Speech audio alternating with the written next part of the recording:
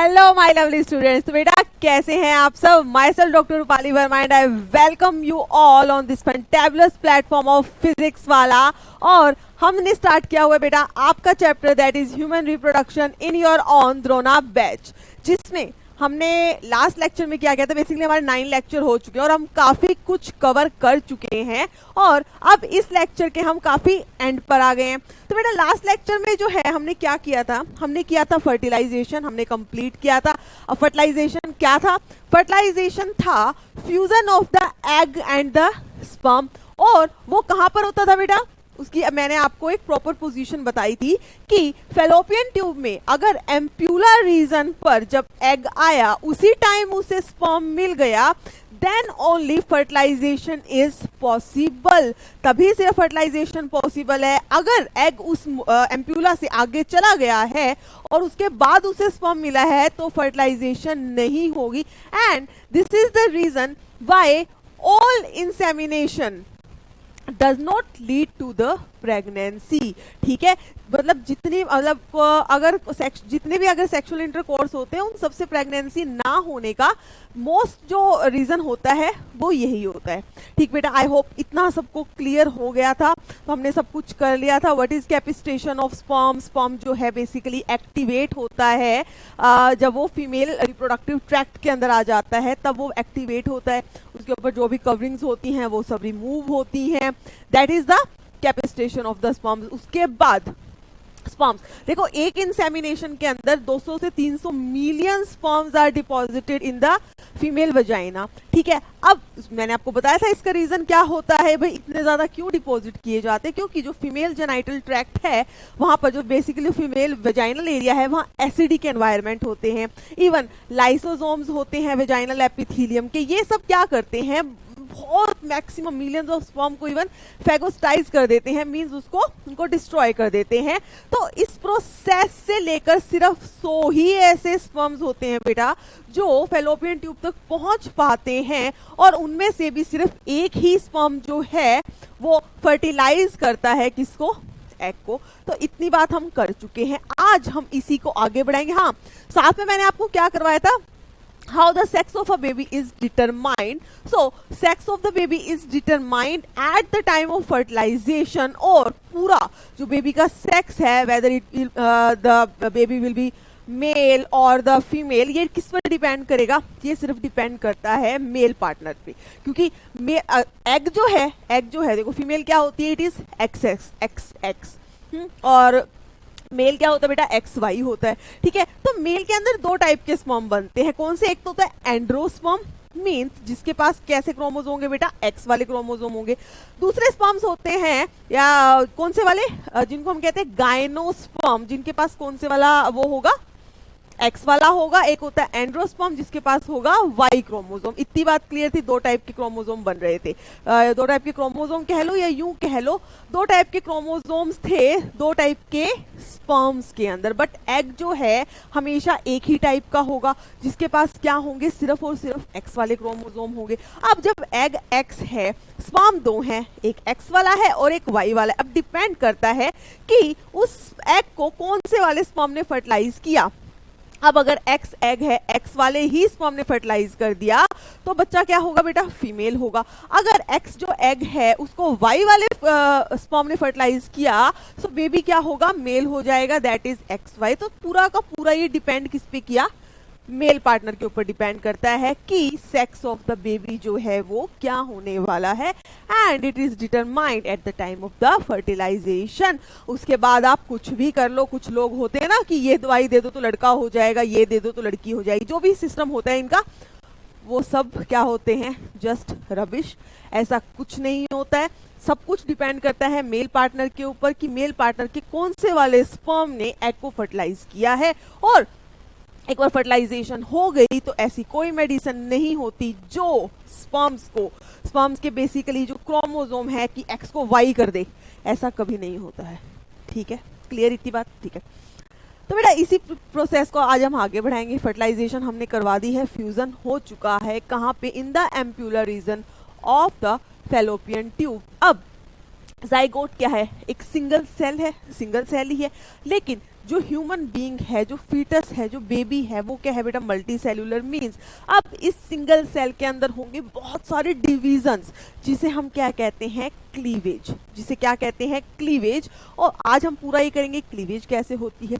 उसके बाद हम देखेंगे कि क्लीवेज तो हो गई है, देन व्हाट इज इम्प्लांटेशन, ठीक है, ये सब हम करेंगे। बट उससे पहले हम डिस्कस करेंगे आपका लास्ट लेक्चर में जो मैंने आपको होमवर्क दिया था, ठीक है।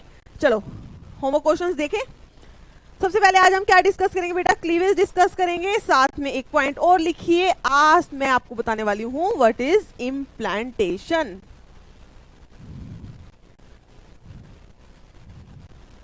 Cleavage and implantation we are going to discuss. उससे पहले आएगा हमारा होमवर्क। सो चलिए देखते हैं। तो बेटा फर्स्ट क्वेश्चन क्या था, विच of the following event is not associated with the ovulation in human female. एक ह्यूमन फीमेल के अंदर जब ओव्यूलेशन होता है that is the release of ovum. तो हमें 4 ऑप्शन दिए, हमें बताना है उसमें से कौन सी चीज जो है ड्यूरिंग ओव्यूलेशन नहीं होती है, ठीक है। नोट, क्वेश्चन पढ़ना इज वेरी इंपॉर्टेंट ढंग से, ठीक है। नोट पूछा है या इन पूछा है, ठीक है। चलो first, decrease in estradiol. Estradiol is basically बेटा एस्ट्रोजन, कंफ्यूज नहीं होना है, एस्ट्रोजन, ठीक है। तो ये कह रहे हैं कि ओव्यूलेशन के टाइम पर एस्ट्रोजन जो है डिक्रीज हो जाता है। क्या मैम ने आपको ऐसा कुछ बताया था? बिल्कुल नहीं बताया था। हमने क्या बोला था कि जब ओव्यूलेशन होती है, सबको याद रख रहा है, there is increase in LH, there is increase in FSH, but मैंने आपको एक और चीज बताई थी बेटा, there is also increase in the amount of estrogen. तो ये पॉइंट तो पहला ही क्या हो गया, रॉन्ग हो गया। तो आंसर तो हमारा ए हो ही चुका है। बट और ऑप्शन देखते हैं। Then second is there is full development of the Graafian follicle. बिल्कुल ठीक है, फुल डेवलपमेंट होती है Graafian follicle, Graafian follicle mature हो जाती है, उसी में से क्या होगी, ओव्यूलेशन होगी। Then there is release of secondary oocyte। बिल्कुल ठीक है, ovulation means releasing of the secondary oocyte and LH surge, that is instant rapid increase of the luteinizing hormone normally at the 14th day of the cycle। Clear है? So answer, correct answer will be option number ए।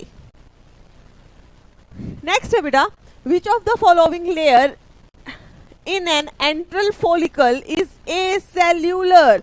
इनमें जो हमारा जो enteral follicle basically आप कह लो Graafian follicle, उसके अंदर कौन सी ऐसी लेयर है जो ए सेल्यूलर है, सेल से नहीं बनी।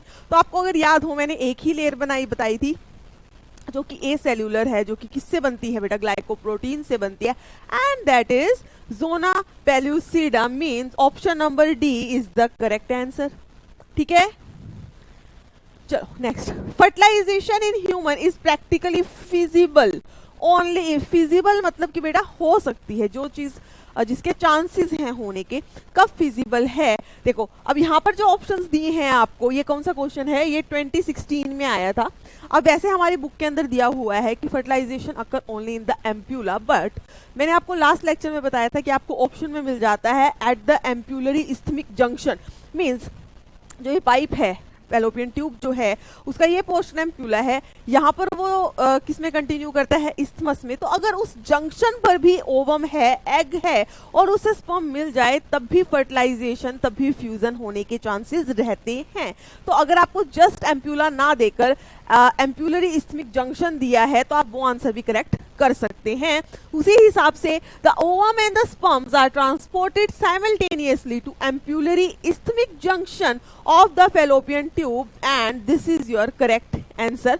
अगर नेक्स्ट में देखोगे सर्विक्स तो बात ही नहीं आ सकती है, ठीक है। Sperms are transported into cervix within 48 hours of the release. बेटा मैंने क्या कहा था, 24 आवर्स। 24 आवर जब ओवम रिलीज होता है, उसी के अंदर अगर उसको स्पर्म मिल गया, then only fertilisation is possible, नहीं तो नहीं हो पाएगी, ठीक है। ये क्या है, sperms are transported into vagina. ये तो मतलब सब ऑप्शन जो है रबिश टाइप के हैं, तो हमारा करेक्ट आंसर हो जाएगा option number A. Clear? Next, changes in GnRH pulse frequency. What is GnRH? Gonadotropin releasing hormone which is released by hypothalamus and then it comes to the anterior pituitary और वहां से क्या release करवाता है, gonadotropin, that is FSH and LH, ठीक है। So changes in GnRH pulse frequency in females is controlled by the circulating level of, मैंने आपको बताया था कि कितना FSH LH ये सब रिलीज होना है, ये डिपेंड करता है कि ब्लड के अंदर एस्ट्रोजन और प्रोजेस्टेरोन का लेवल कितना है। जब तक एस्ट्रोजन प्रोजेस्टेरोन हाई रहेंगे ये GnRH कम रहेगा। जैसे ही ये धीरे धीरे कम होते हैं at the end of the menstrual cycle, means या यूं कह लो जब मेंस्ट्रुअल साइकिल नई वाली स्टार्ट होती है इन द ब्लीडिंग फेज, ये कम हो जाते हैं बेटा और ये इंक्रीज होते हैं और फॉलिकल्स को स्टिम्युलेट करवाते हैं। सो किस पे डिपेंड करता है? On the circulating level of the estrogen and progesterone, means option number D is your correct answer. Next, capacitation occur in, capacitation मैंने आपको बताया था when the sperm attain the functional maturity, जब वो एक्टिवेट हो जाता है in the female reproductive tract. So capacitation occur in the option number D, that is female reproductive tract. Clear? Next, extrusion, extrusion मतलब बाहर निकलना, ठीक है। Extrusion of the second polar body from the egg nucleus occur, देखो extrusion of second polar body का मतलब क्या हुआ बेटा? Completion of meiosis 2।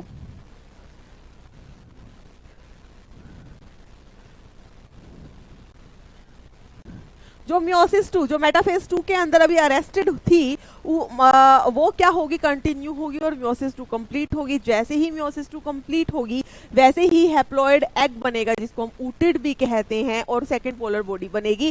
That is the extrusion of second polar body. और ये कब होता है? Just after the entry of the sperm but before fertilisation. समझ आ रही है बात? याद आ रही है? फर्टिलाइजेशन तो बाद में होगी ना, जब पूरी मियोसिस हो जाएगी, ठीक है, और पूरा क्या है आपका हैप्लॉइड ओटिड बन जाएगा, उसके बाद सेकंड पोलर बॉडी बनेगी।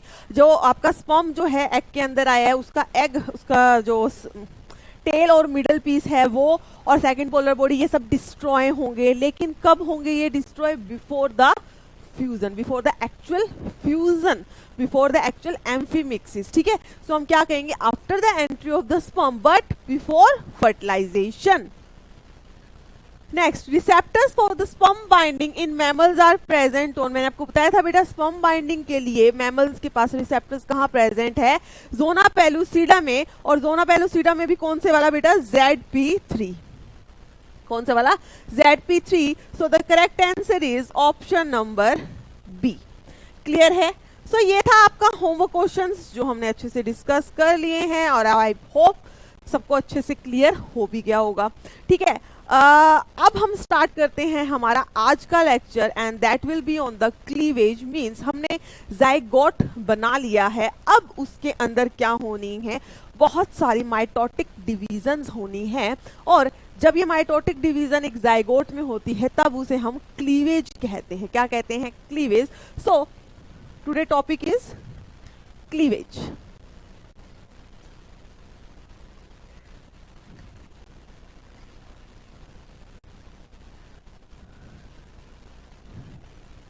तो बेटा अगर हम क्लीवेज की बात करें तो क्लीवेज क्या होता है? It is the rapid mitotic division. क्या होता है? बहुत जल्दी जल्दी जो है माइटोटिक डिवीजन होती है after the formation of the zygote, ठीक है। जैसे ही जाइगोट बनता है उसके बाद उसके अंदर बहुत सारी मल्टीपल डिवीजन होती है, मतलब मल्टी, जो एक सिंगल यूनिसेल्युलर जो स्ट्रक्चर है दैट इज जाइगोट, वो अब एक मल्टी सेल्युलर स्ट्रक्चर बनना स्टार्ट हो जाता है जिसे हम कहना स्टार्ट कर देते हैं एम्ब्रियो, जिसे हम क्या कहते हैं बेटा?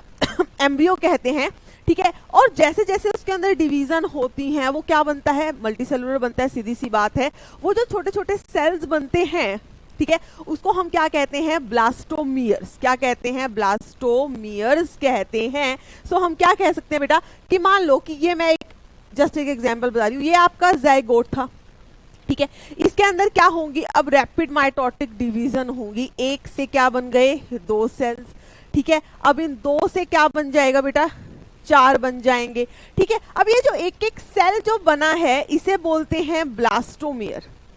इसे क्या बोलते हैं?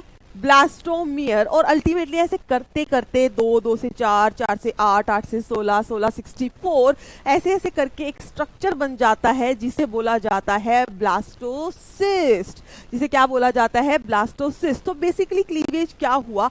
रैपिड माइटोटिक डिवीजन है जिससे एक जाइगोट जो है it get converts into the blastocyst, ठीक है, अगर आपको याद हो तो हमने फर्स्ट डे पर आपको ये चीज बताई थी, जब हमने कहा था कि क्या क्या इसके अंदर चेंजेस आते हैं, कौन सी प्रोसेसेस हम करेंगे, व्हाट आर द स्टेप्स। तो हम फर्टिलाइजेशन वाला स्टेप कंप्लीट कर चुके हैं। अब हम स्टार्ट करने वाले हैं क्लीवेज वाला स्टेप, जिसमें हमने बनाएंगे ब्लास्टोसिस्ट, और इस ब्लास्टोसिस्ट की ही इम्प्लांटेशन होती है। मतलब ये ब्लास्टोसिस्ट ही जो है मदर की यूट्रस पे जाकर क्या करता है, चिपक जाता है, दैट इज इम्प्लांटेशन। ठीक है, तो चलो अब पहले हम क्लीवेज की डेफिनेशन लिख लेते हैं। What is cleavage? It is the series of mitotic division. क्या लिखेंगे बेटा? It is the series of rapid mitotic division in the zygote which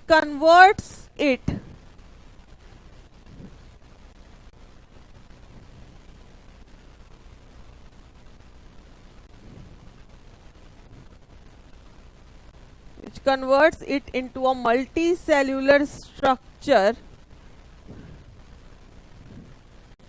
और उस मल्टीसेल्यूलर स्ट्रक्चर को हम क्या कहते हैं? That multicellular structure is called blastula, और यू कैन से ब्लास्टोसिस्ट, या उसे हम क्या कहेंगे बेटा? Blastocyst. So cleavage is the series of the mitotic division occurring in the zygote which convert into a multicellular structure, जिसे कहा जाता है ब्लास्टोसिस्ट। जिसे क्या कहा जाता है बेटा? ब्लास्टोसिस्ट कहा जाता है। अब आपको ये समझना है कि मान लो zygote बन गया, ठीक है, zygote बना तो उसके 30 आवर्स के बाद, 30 घंटे के बाद, after about 30 hours of fertilisation, सबसे पहली क्लीवेज, या यूं कह लो सबसे पहली डिवीजन जो है आपको देखने को मिलती है। ठीक है, तो हम इसमें क्या लिखेंगे बेटा? After about 30 hours of fertilisation, यूं कह लो कि अभी हम बात कर रहे हैं प्रोसेस की।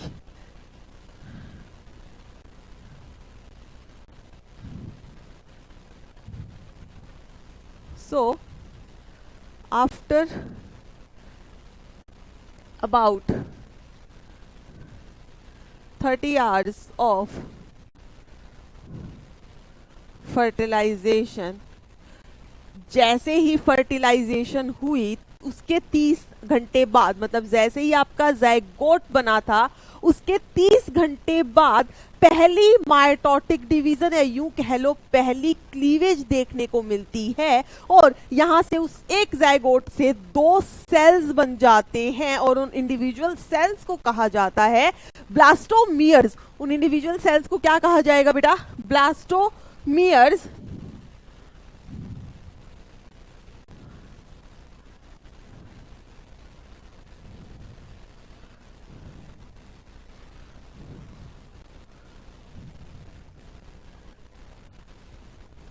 After about 30 hours of fertilization, the newly formed zygotes divides into 2 cells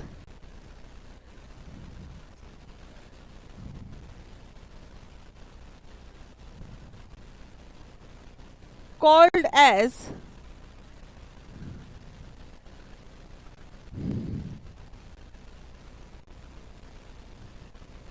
blastomeres। क्या कहते हैं? जिसको हम ब्लास्टोमियर्स कहते हैं। And this is the first cleavage.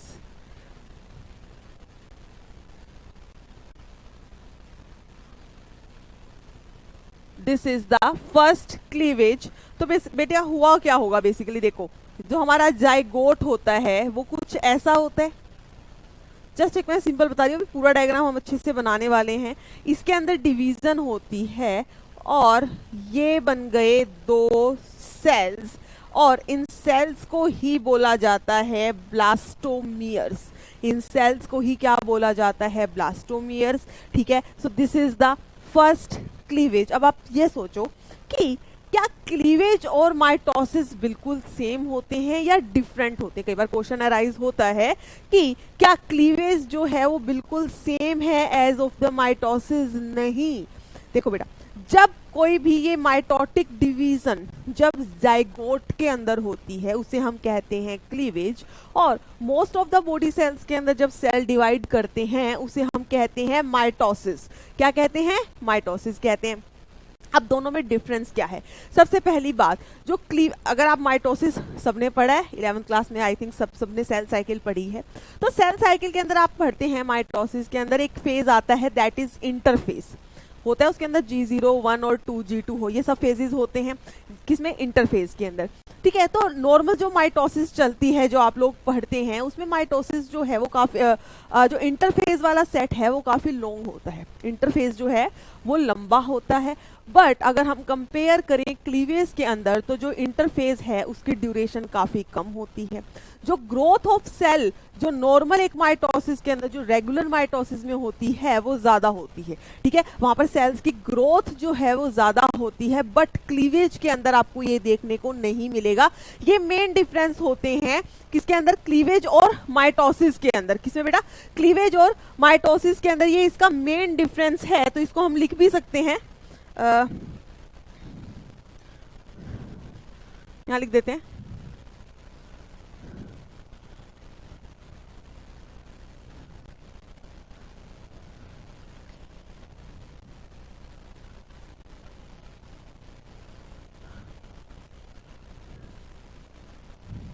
तो क्लीवेज जो है वो कहां पर होती है? इट अकर्स इन जाइगोट, ठीक है, and mitosis occurs in most of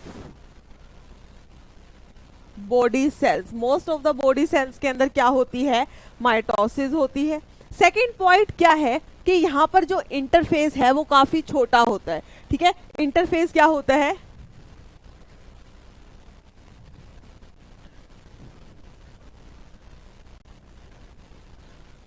यहां पर इंटरफेस काफी लंबा होता है as compare to the cleavage.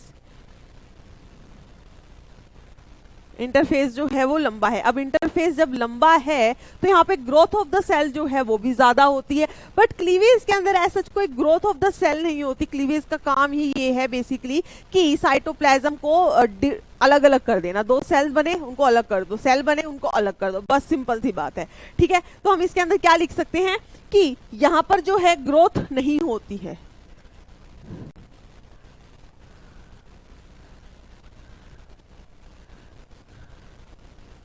Growth does not occur. और अगर हम इंटरफेस की टिपिकल एक माइटोसिस की बात करें तो यहां पर ड्यूरिंग इंटरफेस ग्रोथ होती है।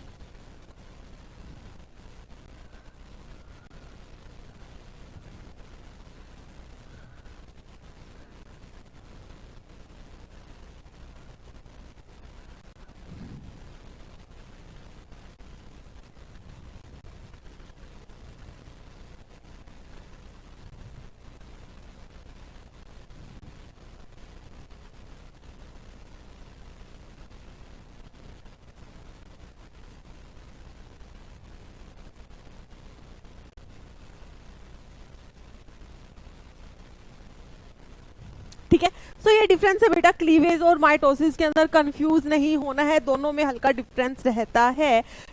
माइटोसिस जो है एक टिपिकल माइटोसिस जो है हमारी पूरी बॉडी सेल्स के अंदर होती है, बट क्लीवेज जो है सिर्फ जाइगोट में होते हैं। दोनों में डिफरेंस क्या है? बेसिकली क्या? डिवीजन ऑफ सेल ही करना है। बट डिफरेंस क्या है इसके अंदर? जो माइटोसिस है उसके अंदर जो इंटरफेज है वो काफी लंबा होता है, और क्लीवेज के अंदर इंटरफेस बहुत ही छोटा होता है। जब इंटरफेस छोटा है तो ग्रोथ ऑफ सेल भी कम होगी क्योंकि इंटरफेस में ही ग्रोथ होती है। अब इसका इंटरफेस बड़ा है तो यहाँ पर ग्रोथ भी काफी ज्यादा होती है as compare to the cleavage. इतनी बात क्लियर है? ठीक है, तो ये मैंने एक आपको बेसिक डिफरेंस बता दिया। अब हम क्या डिस्कस कर रहे थे? हम डिस्कस कर रहे थे कि भाई 30 घंटे बाद जैसे ही फर्टिलाइजेशन हुई उसके 30 घंटे बाद, ये यूं कह लो सेकेंड डे पर, क्या होता है? जो जाइगोट होता है वो डिवाइड कर जाता है। ये पहली क्लीवेज है, जाइगोट डिवाइड हुआ, दो सेल बन गए और उन सेल्स को बोला जाता है ब्लास्टोमियर। अब ये सब कुछ कहां हो रहा होगा बेटा? एम्प्यूला में ठीक है। अब जब उनकी डिवीजन स्टार्ट होती है तो आपको पता है फैलोपियन ट्यूब यूं चलती है, फिर कहाँ पे आ जाती है, यूट्रस में आ जाती है, सिंपल यूट्रस में मिल जाती है मतलब। तो जैसे जैसे अभी तो 2 बने, 2 के बाद 4 बनेंगे, 4 के बाद 8 बनेंगे, तो 2 4 8 ये ऐसे ऐसे करते करते जब 4th डे आता है, अभी आप समझो बाद में लिखेंगे, जब चौथा दिन आफ्टर फर्टिलाइजेशन फ्यूजन होने के बाद जो बेटा चौथा दिन आता है, मतलब फ्यूजन हो चुकी है, 4th डे आया, क्लीवेज होती जा रही थी, सेल्स डिवाइड करते जा रहे थे, ठीक है। 4th डे पे जो सेल्स हैं ये अराउंड 8 to 16 बन जाते हैं। कितने हो जाते हैं? 8 to 16 हो जाते हैं। और अब ये कहां पर आ चुके हैं? यूट्रस के अंदर। फैलोपियन ट्यूब को इन्होंने कवर किया और ये कहां आ गए हैं? यूट्रस के अंदर आ गए हैं, ठीक है। अब ये जो 8 to 16 सेल वाली स्टेज है इसे बोला जाता है मोर्यूला, ठीक है। इसे क्या बोलते हैं हम? मोर्यूला। जब 8 से 16 सेल्स हैं उस एक जो हमारे एक नॉर्मल था अब ये 2 है ना, ऐसे ऐसे करके 16 बन जाएंगे, तब उस स्टेज को बोला जाता है मोर्यूला। क्या बोला जाता है? मोर्यूला। मतलब मलबरी लाइक। मलबरी देखा है आपने? फ्रूट होता है, छोटे छोटे छोटे छोटे सेल से दिखते हैं, तो मलबरी लाइक बन जाता है। कब? 4th डे पर। अब डिवीजन हुई, ठीक है, 8 से 16 बने, 16 से फिर बने बेटा 32, 32 से बने 64, 64 सेल। जब ये 64 सेल्स हो जाते हैं तब ये अपने आप को अरेंज करना शुरू कर। अभी तो गुच्छा सा था, अब ये अरेंज करेंगे, ठीक है। अरेंज करने के बाद मैं बताऊंगी वो अरेंजमेंट कैसा होता है। अरेंज करने के बाद एक स्ट्रक्चर बनता है, दैट इज ब्लास्टोसिस्ट, जिसे हम क्या कहते हैं? ब्लास्टोसिस्ट कहते हैं। और ये ब्लास्टोसिस्ट जो है अल्टीमेटली जाकर अटैच करता है किससे? Uterine membrane. यूट्रस की कौन सी मेम्ब्रेन से? सबसे अंदर वाली कौन सी होती है मेम्ब्रेन यूट्रस की? बताओ फटाफट फटाफट याद करो। सबसे अंदर वाली लेयर कौन सी होती है बेटा यूट्रस की? एंडोमेट्रियम, जो खुद को तैयार करके बैठी थी कि कब एक फर्टिलाइज्ड एग आए, फर्टिलाइज्ड ओवम आए, जाइगोट आए, जाइगोट अल्टीमेट एम्ब्रियो बन गया है वो आए, और मैं उसको अपने साथ अटैच करवा लूं, मतलब एक इंटीमेट जो है अटैचमेंट बना लूं, दैट इज इम्प्लांटेशन। क्लियर है ये बात? चलो, तो अब इसके बाद हम लिखते हैं, इससे आगे वाला सिस्टम हम लिख लेते हैं बेटा कि अब हमें करना क्या है। अब हुआ क्या? जैसे ही ये 2 सेल बने उसके बाद ये क्या करता रहेगा? डिवाइड करता रहेगा, साथ साथ में ये मूव करता रहेगा in the fallopian tube towards the uterus. So उसके बाद हम लिखेंगे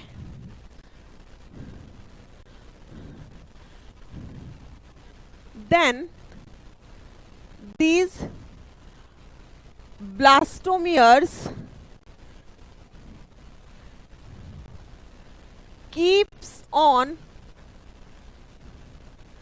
dividing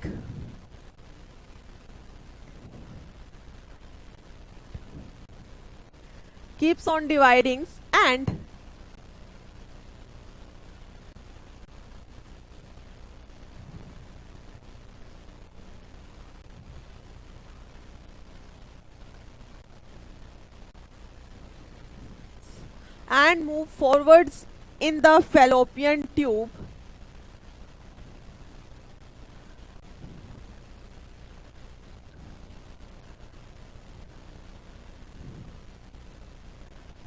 towards the uterus। ठीक है, तो ये सेल डिवाइड करते रहते हैं और मूव करते रहते हैं यूट्रस के अंदर। सबसे पहले अब हम इनकी डिवीजन देखेंगे, फिर उसको हम फैलोपियन ट्यूब में बनाएंगे, ठीक है। तो सबसे पहले इनको सेल्स की हम डिवीजन देख लेते हैं कि हो क्या रहा है। देखो बेटा, सिंपल सी बात है, सबसे पहले आपका बना था क्या? जाइगोट। हम यहां पर बना देते हैं एक जाइगोट।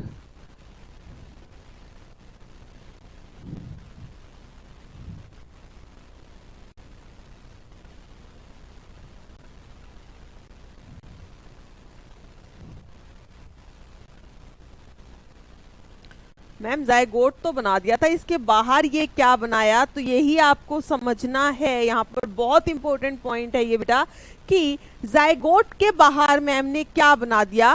तो इस जाइगोट के बाहर हमने बनाई है जोना पेल्यूसिडा। याद करो जब हमने बात की थी कि फर्टिलाइजेशन हो गई है, तब हमने क्या ये कहा था कि जोना पेलुसिडा हट गई है? नहीं हटी थी। तो अभी इसके अराउंड जोना पेलुसिडा भी है और इवन कोरोना रेडियाटा के सेल्स भी प्रेजेंट है, बट हम सिर्फ जोना पेलुसिडा दिखा रहे हैं यहाँ पर, ठीक है। तो हम क्या बोलेंगे कि ये वाला जो स्ट्रक्चर है, दिस इज जाइगोट, ये है बेटा इसका न्यूक्लियस, ठीक है, and this layer is zona pellucida. ध्यान से देखना है, ये जोना पेलुसिडा एग्जिस्ट करेगी। कब तक करेगी? जब तक ये इम्प्लांटेशन ना हो जाए, तब तक ये सारे सेल्स जो हैं एम्ब्रियो के, ये कवर्ड रहेंगे किससे? जोना पेलुसिडा से। क्यों भाई? बताऊंगी, बट पहले ये समझते हैं, ठीक है। अब इसके अंदर हुई आफ्टर 30 आवर्स,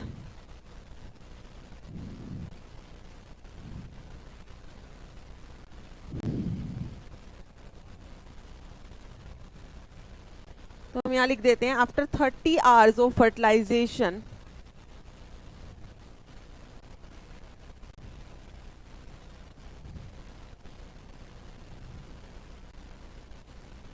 पहली माइटोटिक डिवीजन हो रही है और हमारे सेल्स जो हैं वो कुछ ऐसे बन गए।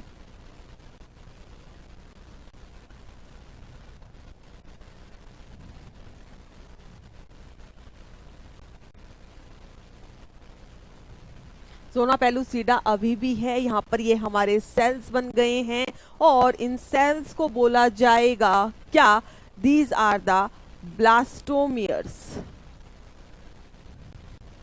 इन्हें क्या बोलते हैं बेटा? हम ब्लास्टोमियर्स कहते हैं। अब आप ये देखो एक चीज कि यहाँ पर जो ये पूरा सेल था एक, वो इक्वली डिवाइड किया है दो सेल्स के अंदर। एक जो सेल था वो इक्वल डिवाइड कर गया है दो सेल्स के अंदर, मीन साइटोप्लाज्म जो है एक सेल का वो इक्वल डिवाइड हुआ है। इस टाइप की डिवीजन को बोला जाता है होलोब्लास्टिक डिवीजन। कैसे डिवीजन हुई है यहाँ पर? Holoblastic division. Very important point, ये आपको याद रखना है कि यहाँ पर जो डिवीजन होती है वो कैसी है बेटा? Holoblastic division. डिवीजन कैसी होती है? Holoblastic. When a cell divide equally into two cells with equal cytoplasm, that is holoblastic division, ठीक है। अब ये हो गया, सिंपल सी बात है। अब उसके आगे वाले सेल बना दो, दो से क्या बनेंगे बेटा? 4। डिवीजन होती जा रही है,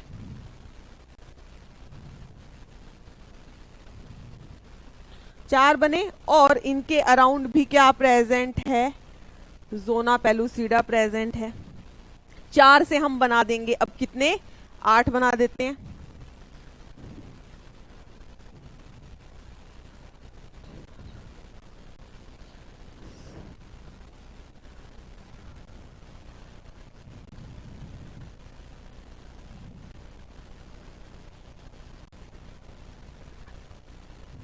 ठीक है, फिर अब 8 से बना दो 16।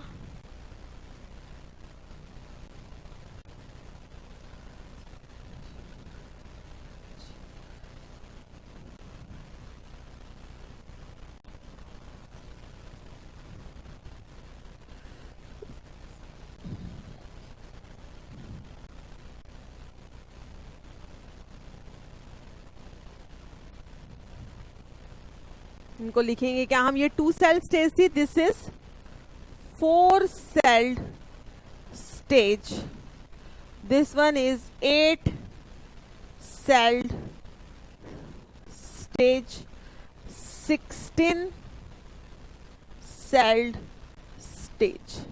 क्या बोलेंगे? 16 सेल्ड स्टेज बोलेंगे। अब ये जो 8 से 16 सेल स्टेज है इसे हम मोर्यूला भी कह देते हैं। इसे हम क्या कहते हैं बेटा? इन दोनों को हम क्या कह सकते हैं? मोर्यूला। इन्हें क्या कहते हैं? मोर्यूला कहते हैं। क्लियर हो रही है ये बात? ठीक है, अभी इसको हम फेलोपियन ट्यूब में भी बनाएंगे तो आपको अच्छे से पता लग जाएगा कि हो क्या रहा है। ठीक है, 16 के बाद बन गई थी ये। अब इसके बाद हम, अब 16 के बाद 32 वाले नहीं बना रहे हम, सीधा अब हम बनाने वाले हैं ब्लास्टोसिस्ट को।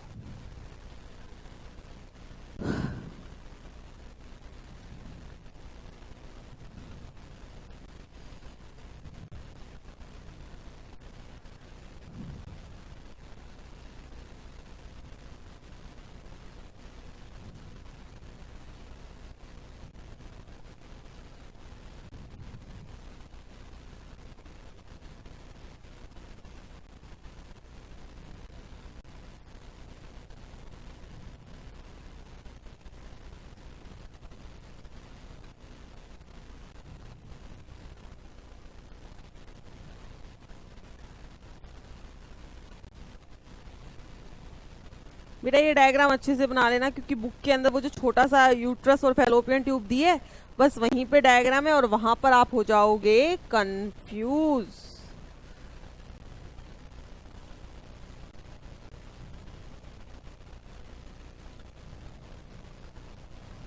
देखो बेटा, ये जो स्ट्रक्चर बना है, दिस इज ब्लास्टोसिस्ट। ये क्या है?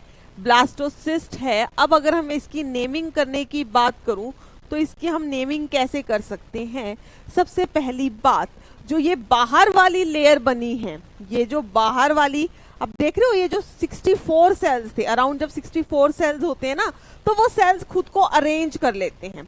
जब सेल 64 होते हैं, यूट्रस के अंदर एम्ब्रियो है, तब ये सेल्स जो है खुद को अरेंज कर लेते हैं on around about 7 days after the fertilisation. Cells जो है अपने आप को 2 लेयर्स में कन्वर्ट करते हैं। अगर आप देखोगे, सबसे बाहर वाली लेयर जो है, इसे बोला जाता है ट्रोफोब्लास्ट या ट्रोफोएक्टोडर्म। समझ आ रही है बेटा? ये जो हमारी 64 सेल स्टेज थी, वो खुद को उसने अपने सेल्स को अरेंज किया, एक स्ट्रक्चर बना लिया, जिसे कहा जाता है ब्लास्टोसिस्ट। इस ब्लास्टोसिस्ट में आपको क्या दिख रहा है? बाहर एक सेल की लेयर है जिसे बोला जाता है ट्रोफोब्लास्ट या ट्रोफोएक्टोडर्म, और अंदर एक कोने पर बहुत एक सेल का मास पड़ा हुआ है, बहुत सारे सेल इकट्ठे हो गए हैं, जिसे बोला जाता है इनर सेल मास। क्या बोला जाएगा उसे? Inner cell mass. और साथ में जहां अभी हम ज़ोना पेलुसिडा पूरी की पूरी बना रहे थे, देखो पूरी हर जगह पूरी बनाई है मैम ने, है ना, बट यहाँ मैम आपने ऐसे क्यों किया? तो बेटा समझो, जब ब्लास्टोसिस्ट बनता है, जैसे ही बनता है, इस ब्लास्टोसिस्ट का काम है, इसने जाके, ये यूट्रस है, ये आ रहा था, ब्लास्टोसिस्ट आया, यहाँ पे आया, जैसे ही ब्लास्टोसिस्ट बना, ये इस पे जाकर चिपकता है। अब ये चिपकेगा कैसे? जब ये ज़ोना पेलुसिडा की लेयर हट जाएगी, जैसे ही ये इस पे चिपकता है, तो जो ट्रोफोब्लास्ट वाली लेयर है ना, बाहर वाली सेल वाली लेयर, ये कुछ एंजाइम रिलीज करते हैं, जिन्हें बोला जाता है लिटिक एंजाइम या लाइटिक एंजाइम्स, बेसिकली जो लाइसिस करें, जो ब्रेक डाउन करें। तो ये लाइटिक एंजाइम्स क्या करते हैं? इस ज़ोना पेलुसिडा का लाइसिस करते हैं, इसको ब्रेक करना स्टार्ट कर देते हैं, ताकि ये जो हमारा बेचारा ब्लास्टुला था, ये इस ज़ोना पेलुसिडा की कवरिंग से बाहर निकले और जाकर यूट्रस की वॉल, दैट इज एंडोमेट्रियम के साथ जाकर चिपक जाए। और ये प्रोसेस कब हो रही है? On the 7th day of the fertilization. ठीक है, कब हो रही है बेटा? On the 7th day of fertilization. तो इसमें हम नेमिंग कर देते हैं जस्ट, फिर उसके बाद नेक्स्ट जो डायग्राम बनाएंगे उसके अंदर सब ये लिख देंगे। ठीक है, तो यहां पे लिख देते हैं हम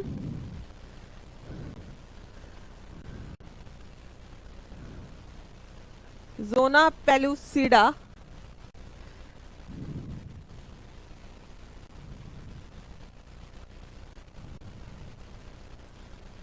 लाइसिस। ठीक है, ये जो बाहर वाली लेयर है, दिस इज ट्रोफोब्लास्ट और ट्रोफोएक्टोडर्म, ट्रोफोब्लास्ट या ट्रोफोएक्टोडर्म। और ये जो अंदर वाले सेल्स हैं बेटा, इन्हें बोला जाता है इनर सेल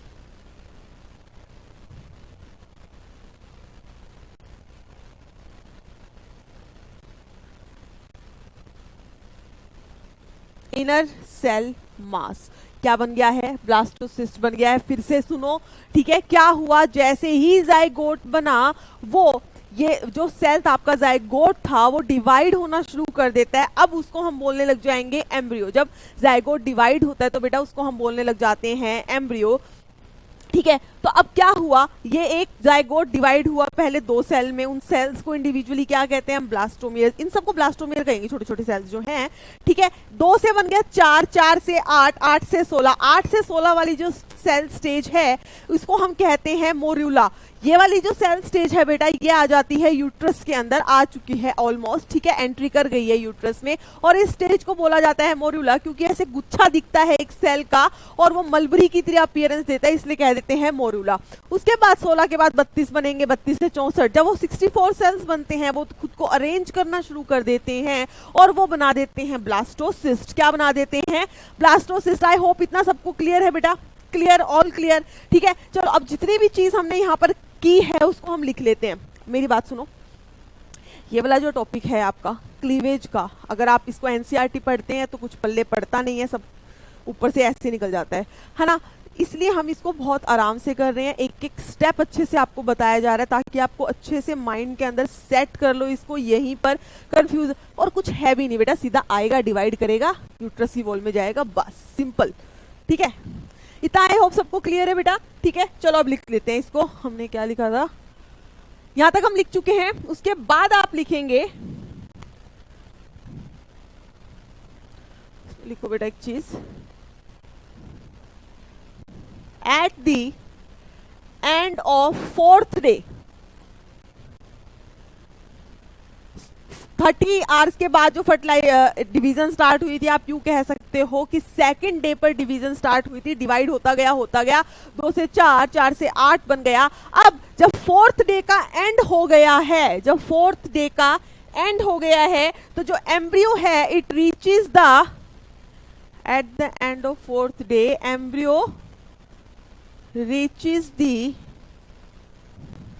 यूट्रस। एम्ब्रियो जो है यूट्रस में पहुंच गया है। यूट्रस में जब पहुंचा है तो उसके पास कितने सेल्स हैं बेटा? It has 8 to 16 blastomere. अभी मैंने आपको बताया था 4th डे पे भाई वो यूट्रस में आ जाएगा और उसके बाद 8 से 16 छोटे छोटे सेल्स होंगे जिसे हम ब्लास्टोमियर्स कहते हैं। तो it has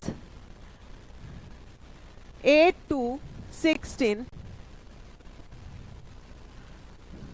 blastomeres.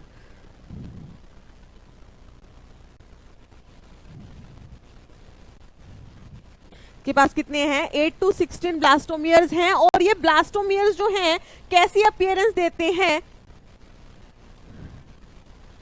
Now this solid mass of cells is called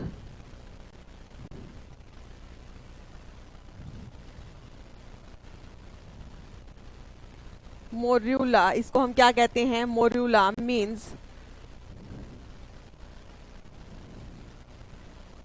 mulberry like, means mulberry like. इसको हम क्या कहते हैं? Morula means mulberry like. I hope इतनी बात तो क्लियर होगी। वही है जो मैंने आपको बताया था कि 4th डे पे जो आपका एम्ब्रियो है it reaches the uterus and it has 8 to 16 blastomeres. इस सॉलिड मास ऑफ सेल्स को कहा जाता है मोर्यूला। और यू कैन से the mulberry like, mulberry like जैसी अपीयरेंस दे रहे हैं इसलिए इसको क्या कह देते हैं बेटा? मोर्यूला कहते हैं। इतनी बात क्लियर है? चलो उसके बाद हमारा डायग्राम बन चुका था पूरा। अब उस डायग्राम को हम यूट्रस में दिखा देते हैं। बच्चे कंफ्यूज होंगे, मैम यूट्रस वाला जो है वैसा वैसा सा डायग्राम दिया है बुक में, वो बना लेते हैं, क्या दिक्कत है? ठीक है चलो बनाओ।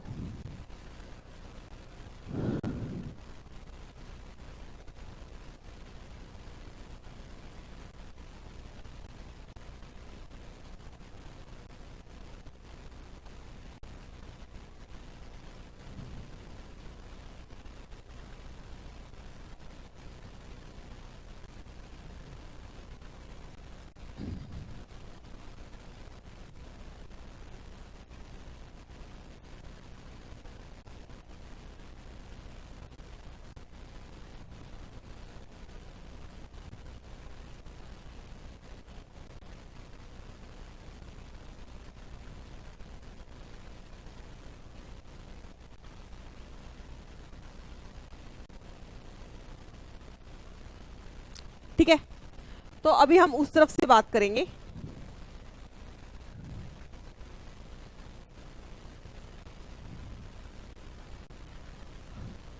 मान लो कि यहां पर आ गया था आपका ये एग,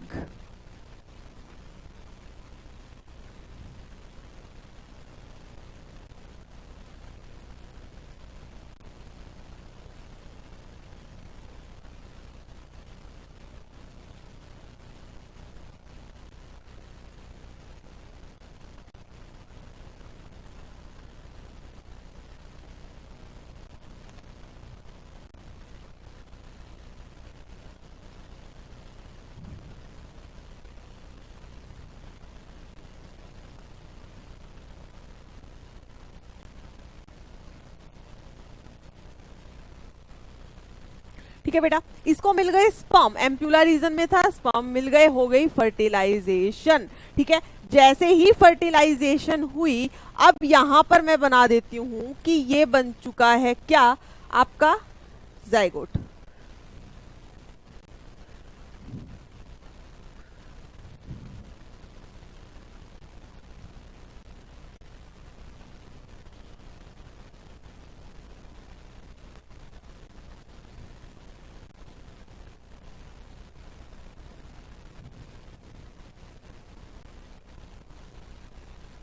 इसको लिख देते हैं हम साथ साथ में। ये क्या था, सेकेंडरी oocyte। ठीक है, सेकेंडरी oocyte था, यहां पर क्या हो रही है बेटा, फर्टिलाइजेशन। ठीक है, फर्टिलाइजेशन से क्या बन गया है, ये जाइगोट बन गया है। ठीक है, अब ये जाइगोट जो है आफ्टर 30 आवर्स जो है क्या करेगा, डिवाइड करना शुरू करेगा।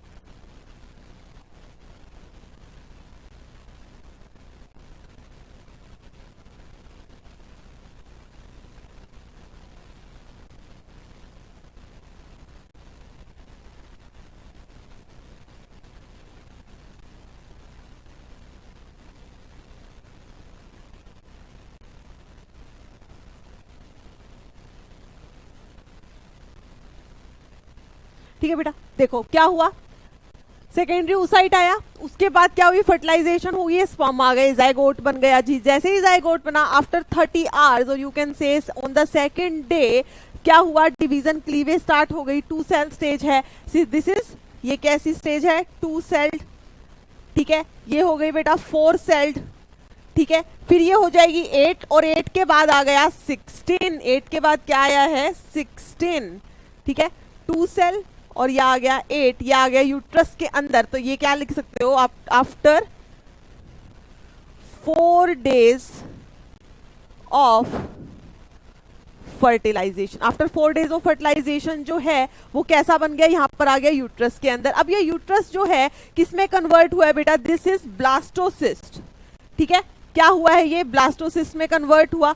जैसे ही ब्लास्टोसिस्ट बनता है वो कवर हो जाता है बाय दिस, सॉरी बेसिक, जैसे ही ब्लास्टोसिस्ट बनता है बेटा, ठीक है, वो क्या करता है, वो भागता है और अटैच हो जाता है किससे, यूट्रस की लेयर। दिस इज एंडोमेट्रियम, ये जो रेड वाली है ये क्या है, दिस इज एंडोमेट्रियम। क्या है बेटा, एंडोमेट्रियम। व्हाइट वाली क्या हो जाएगी, पेरीमेट्रियम, और बीच वाली क्या हो जाएगी, मायोमेट्रियम। इतना आपको पता है, ठीक है। ये इससे अटैच होता है। बाहर की जो जोना पेलुसिडा है वो ब्रेक हो रही है। जोना पेलुसिडा क्या कर रही है, इट इज ब्रेकिंग, ठीक है। सो ये क्या हुआ, this is, there is lysis of zona pellucida by lytic enzymes released by trophoblast. बेटा यहां मैंने जो है ये ब्लास्टूला जो आपका बना है इसको मैंने ट्रोफोब्लास्ट, इनर सेल मास इसमें कन्वर्ट नहीं किया है, बट आपको पता है ये ब्लास्टोसिस्ट कह लो या ब्लास्टूला कह लो, एक ही बात है, ठीक है। इतनी बात क्लियर है। जैसे ही इससे अटैच होता है जोना पेलुसिडा जो है ब्रेक ऑफ होना स्टार्ट हो जाती है। और ब्रेक ऑफ कैसे होती है, जो ट्रोफोब्लास्ट वाले सेल है, जो साइड वाली जो लेयर है उसको क्या कहते हैं, ट्रोफोब्लास्ट या ट्रोफोएक्टोडर्म, वो एंजाइम रिलीज करते हैं। कैसे एंजाइम्स, लाइटिक एंजाइम रिलीज करते हैं जो इस जोना पेलुसिडा को ब्रेक ऑफ कर देते हैं, लाइसिस कर देते हैं। अल्टीमेटली ये कौन सा डे है, दिस इज 7th डे, ठीक है। और 7th डे पे ये हो गई अटैचमेंट, और इस अटैचमेंट को ही कहा जाएगा इम्प्लांटेशन। सो आपसे क्वेश्चन पूछा जाता है कि इम्प्लांटेशन कब होती है, तो आप बोलेंगे आफ्टर 7 डेज ऑफ फर्टिलाइजेशन। जैसे ही फर्टिलाइजेशन हुई उसके बीच में ये चीजें होती हैं, और 7th डे पर आकर ये ब्लास्टोसिस्ट बनता है और जाकर अटैच हो जाता है किससे, एंडोमेट्रियम से। उसके बाद ये एंडोमेट्रियम से जैसे ही अटैच होता है उसके बाद बेटा ये पूरा इसके अंदर सिंक कर जाता है, अंदर चला जाता है और पूरा का पूरा मायोमेट्रियम के अंदर आ जाता है, ठीक है। So this blastocyst is covered by the uterus lining, और you can say endometrium it sinks into the uterus lining. इतनी बात क्लियर है बेटा। फटाफट से इस डायग्राम को बनाओ। आपको जो है बुक के अंदर डायग्राम है वो आपको आना चाहिए, उसका मैंने सिंपल वे आपको बता दिया है कि आप इसको ऐसे ऐसे करके लिख सकते हैं, ठीक है। अब समझो, जब ये लाइटिक एंजाइम इसको तोड़ते हैं तब इस प्रोसेस को कहा जाता है हैचिंग।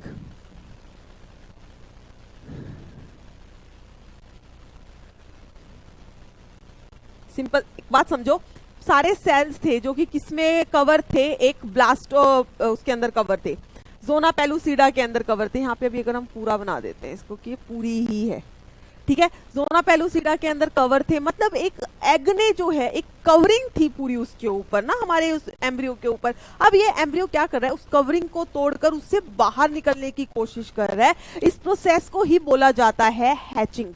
क्या बोला जाता है बेटा, हैचिंग। इससे बाहर निकलता है और इस एंडोमेट्रियम से जाकर अटैच हो जाता है। तो इसे आप लिख सकते हो, what is this, this is hatching.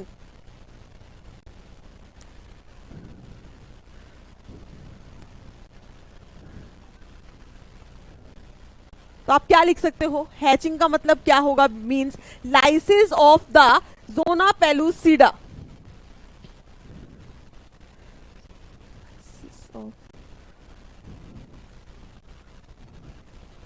Lysis of zona pellucida वो हमने लिख दिया है, by the lytic enzyme release by the trophoblast. तो क्या हो रहा है, यूं मान लो कि हमने ग्रीन कलर का बनाया था ना, यूं था कुछ,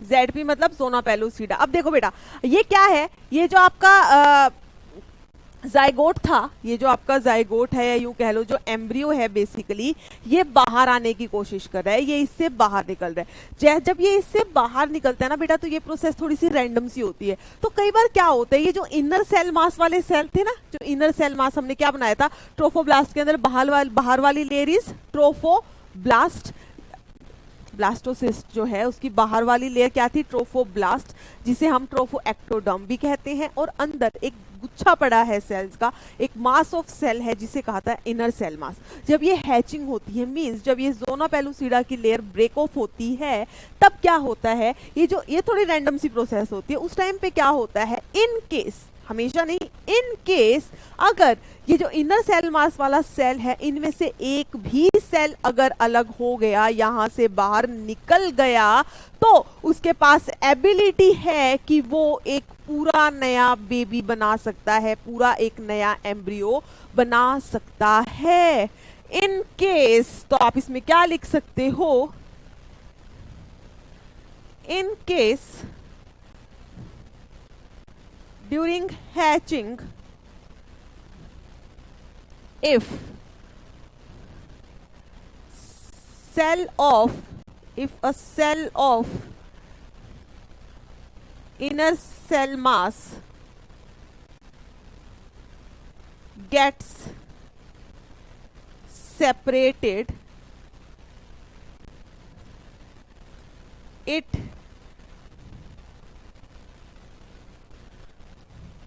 मान लो कि ये एक सेल जो है यहां से ऐसे करके ये सेपरेट हो गया, ये सेपरेट हो गया, ठीक है।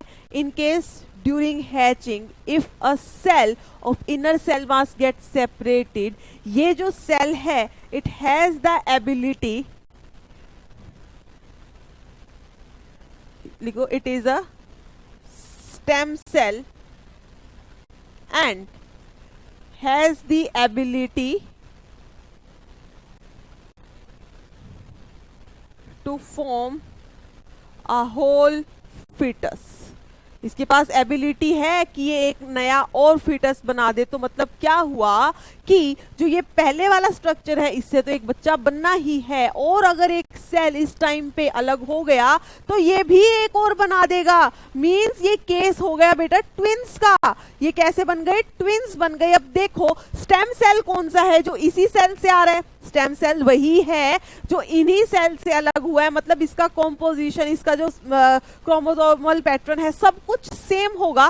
तो इसे हम क्या कह देते हैं, मोनोजाइगोटिक ट्विंस। ठीक है, तो यहां पर ये क्या बन गया है, मोनोजाइगोटिक ट्विंस। ठीक है, अब ये क्या बन गए यहां पर, these are called as the monozygotic twins, और you can say identical twins. जो आपने बच्चे देखे ना जिनकी शक्ल बिल्कुल ही सेम होती है, वो ऐसे बनते हैं। समझ आई? फर्टिलाइजेशन हो गई थी, जब ये हैचिंग वाली प्रोसेस हो रही थी ना, उस टाइम पे जो इनर सेल मास था उसमें से मान लो एक कोई सेल जो है बाहर निकल गया, कुछ ना कुछ चीज गलत हुई, कुछ ना कुछ रैंडम सी प्रोसेस थी, कुछ हुआ, एक सेल बाहर निकल गया। अब ये सेल जो है बेटा एक स्टेम सेल है, मींस इसके पास एबिलिटी है कि ये पूरा का पूरा डिवाइड कर सकता है और पूरा एक नया फीटस बना सकता है। तो इसने बना दिया। ठीक है, जो यहाँ वाला था ये तो बना ही रहा है, इसने अपना काम कर लिया, इसने भी अपना एक बना लिया।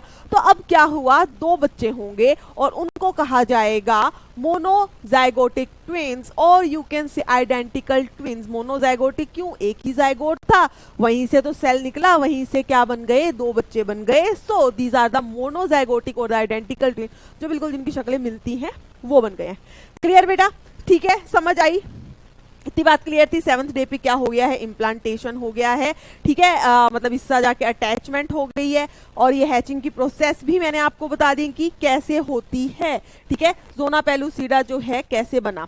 अब एक चीज और जो हम इतनी देर से कर रहे हैं ना, ब्लास्टोसिस्ट, इसको एक बार हम फिर से लिख लेते हैं। ठीक है, अच्छे से पूरा डायग्राम बना लेते हैं कि ट्रोफोब्लास्ट क्या है, इनर सेल मास क्या है, और जो कैविटी बनी है वो क्या थी।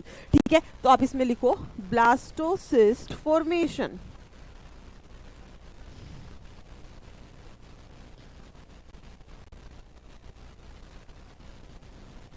अभी तक कोई कंफ्यूजन नहीं होना चाहिए, हमने बहुत ही सिंपल किया है। जाइगोट था, जाइगोट ने डिवाइड होना शुरू किया, 1 से 2, 2 से 4, 4 8, 8 से 8 और जो 16 वाली स्टेज है वो यूट्रस में आ गई है, उसे क्या कहते हैं, मोर्यूला। अल्टीमेटली 16 से 32, 32 से 64 और जब 64 सेल्स हैं वो अपने आप को अरेंज करना शुरू करते हैं और क्या बना देते हैं, ब्लास्टोसिस्ट। इस ब्लास्टोसिस्ट के अराउंड जो जोना पेलुसिडा थी उसको कर दिया जाता है रिमूव और उस प्रोसेस को कहा जाता है हैचिंग और अब ये जाकर अटैच हो जाता है किससे, यूट्रस की लाइनिंग दैट इज एंडोमेट्रियम से। उसी ब्लास्टोसिस्ट के बारे में हम कुछ इंपॉर्टेंट पॉइंट्स यहां लिख रहे हैं, ठीक है। So blastocyst formation, blastocyst formation क्या थी बेटा, when the cells, the morula जो है it continued to divide, the morula continues to divide while travelling. Travelling मतलब जब वो फेलोपियन ट्यूब में 8 सेल भी तो फेलोपियन ट्यूब में बन गया था ना, 8 सेल जो है फेलोपियन ट्यूब से बनता बनता जब वो यूट्रस के अंदर आ रहा है, so morula continue to divide while travelling down the fallopian tube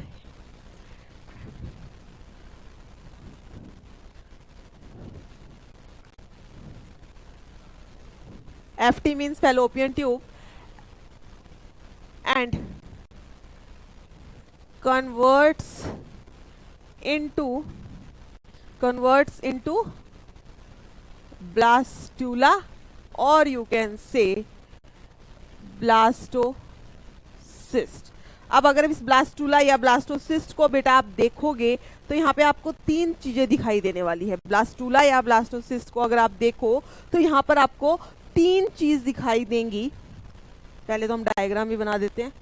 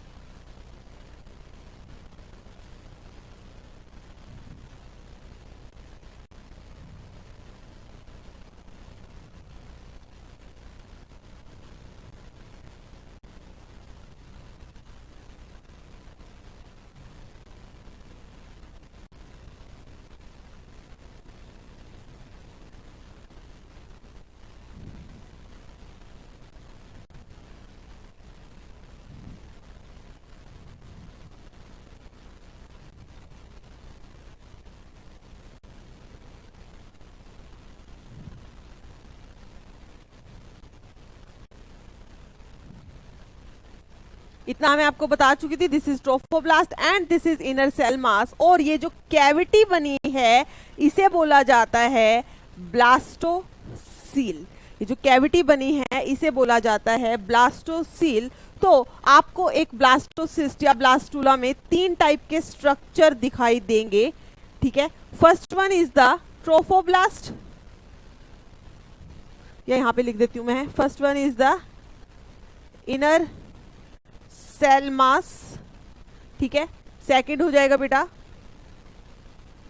trophoblast या जिसे कहते हैं हम trophectoderm, and the last one is the blastocoel.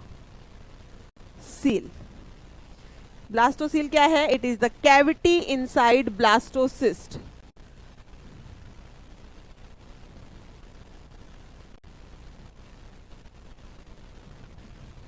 It is the cavity inside blastocyst. जो इनर सेल मास है इट डिफरेंशिएट्स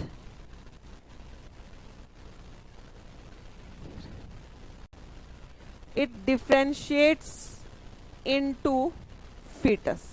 जो आपका ये इनर सेल मास है, जो इनर सेल मास है इससे क्या बनने वाला है, पूरा का पूरा फीटस, पूरा का पूरा बेबी बनने वाला है। तो फिर इस ट्रोफोब्लास्ट का क्या काम है, इस ट्रोफोब्लास्ट का मेन जो काम है that is to provide the nutrition to the developing foetus, ठीक है। जो ट्रोफोब्लास्ट है बेटा ये क्या करता है, it provides nutrition to the developing foetus. इतनी बात क्लियर है, ठीक है। चलो या यूं कह लो ट्रोफोब्लास्ट जो है it gets attached to endometrium.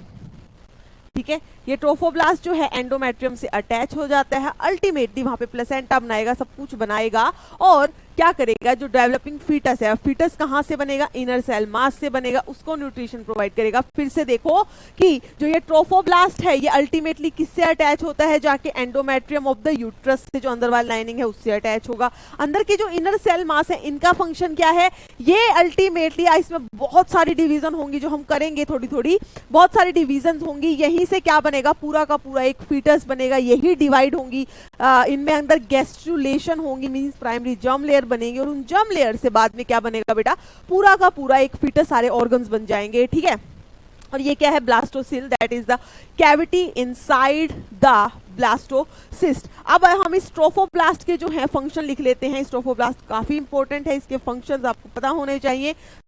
अगर मैं इस ट्रोफोब्लास्ट की बात करूं, जो हमारी लेयर है ट्रोफोब्लास्ट, उसकी बात करें, सबसे पहले ये तो मैंने आपको बता ही दिया, get attach to endometrium, gets attach to endometrium, provides nutrition to developing foetus. क्या करती है, जो डेवलपिंग फीटस है उसको न्यूट्रिशन प्रोवाइड करती है। ठीक है जी, उसके अलावा भी इसका बहुत इंपॉर्टेंट रोल रहता है, जो कि क्या होता है, जो सेल्स ऑफ ट्रोफोब्लास्ट हैं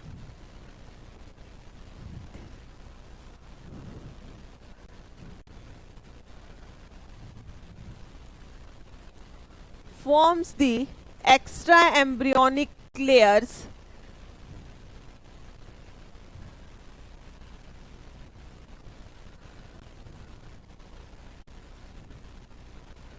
chorion and amnion,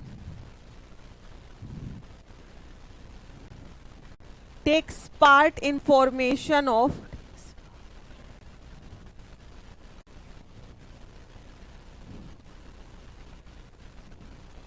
प्लेसेंटा। ठीक है, तो इसने क्या क्या किया बेटा, एक तो एंडोमेट्रियम से अटैच होती है, दूसरा क्या है, जो सेल ट्रोफोब्लास्ट के सेल्स हैं यही अल्टीमेटली, शायद आपने सुना हो, नहीं सुना तो हम कर लेंगे, कि जो हमारा फीटस होता है उसके पास एक्स्ट्रा एम्ब्रियोनिक लेयर्स होती है, जिसमें आता है आपका कोरियन, एमनियन, एलेंटॉइज और ये सबको योग सैक, ये सब कुछ आता है। ठीक है, उनमें से जो कोरियन और एमनियन है ये कौन बनाता है, ट्रोफोब्लास्ट के सेल्स ही बनाते हैं। और and it also take part in the formation of placenta. अभी मैं आपको बताऊंगी, ये जो ट्रोफोब्लास्ट की लेयर है ये फिर से डिवाइड होना स्टार्ट करेगी और ये अल्टीमेटली क्या बनाती है, प्लेसेंटा बनाती है। साथ में जो ट्रोफोब्लास्ट के सेल्स होते हैं ये रिलीज करना शुरू कर देते हैं बेटा HCG, that is human chorionic gonadotropin. और इस HCG का काम क्या होता है, इस HCG का काम होता है, it actually take over the role of LH, that is luteinizing hormone. Luteinizing hormone जो काम कर रहा था, लुटिनाइजिंग हार्मोन का काम क्या था, वो कॉर्पस लूटियम को मेंटेन कर रहा था ताकि कॉर्पस लूटियम जो है प्रोजेस्टेरोन रिलीज करती रहे। ठीक है, तो अब वो लुटिनाइजिंग हार्मोन का काम जो है ये HCG ले लेगा और सेम काम करेगा। ये क्या करेगा, कॉर्पस लूटियम को मेंटेन करेगा, उसको स्टिमुलेट करेगा कि वो प्रोजेस्टेरोन को रिलीज करे। और प्रोजेस्टेरोन अल्टीमेटली क्या करता है, एंडोमेट्रियम को क्या करता है, मेंटेन करके रखता है। साथ में क्या होगा, ये HCG और क्या करता है, ये जो सर्विक्स वाला एरिया होता है ना, यूट्रस के बाद जो नीचे एरिया आता है दैट इज सर्विक्स। सर्विक्स के अंदर जो है म्यूकस सिक्रीशन इंक्रीज करते हैं, तो वहां एक म्यूकस प्लग बनवा देता है। क्या करता है, म्यूकस का एक प्लग बनवा देता है। ठीक है, तो it's take part in the formation of placenta. यहां तक हो गया बेटा। इसके बाद हम लिखेंगे कि ये क्या रिलीज करता है, हमारा HCG भी रिलीज करता है।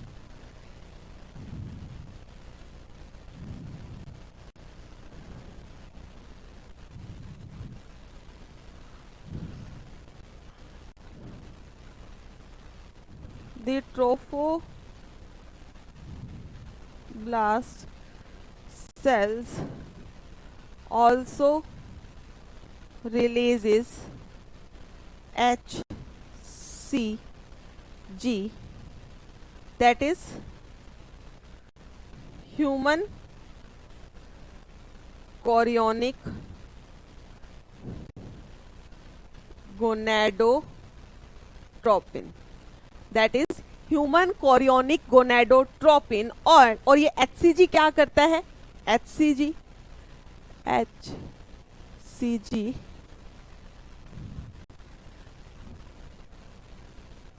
takes over the role of luteinizing hormone. Now it maintains the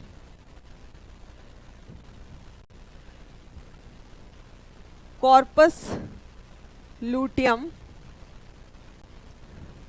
stimulate it to release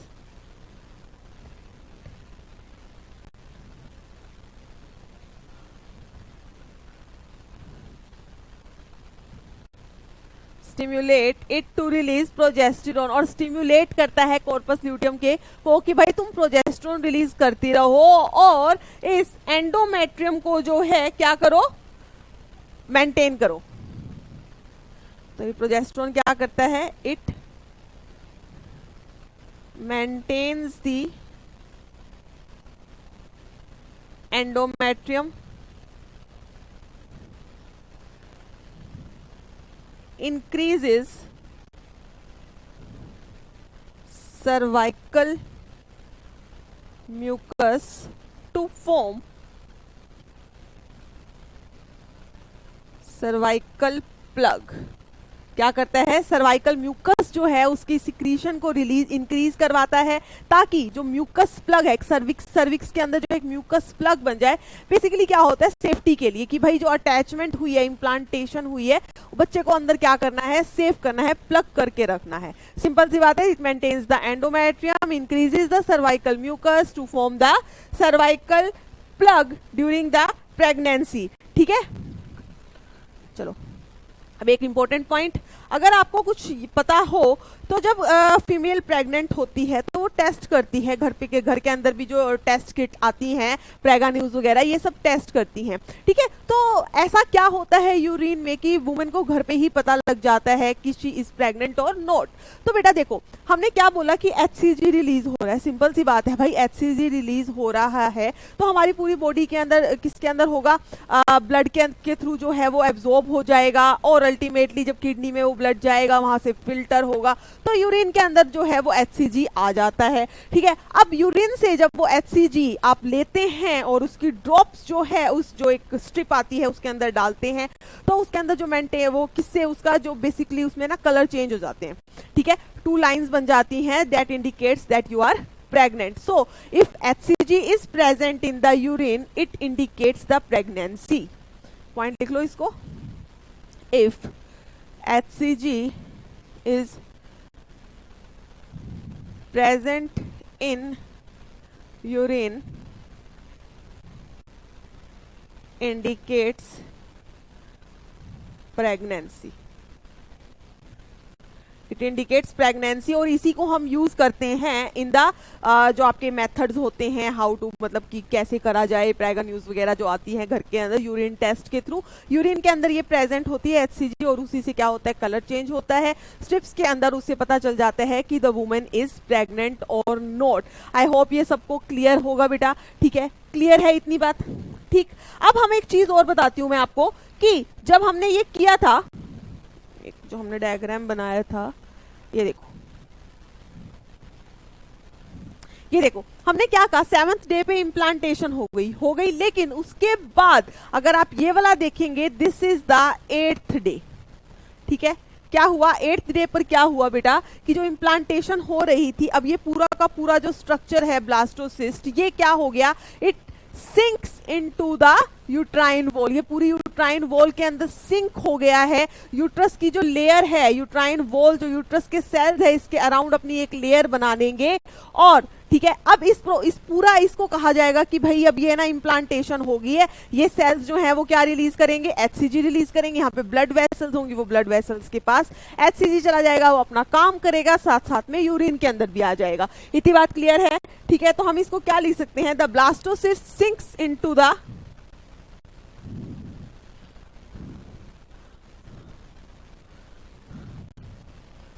the blastocyst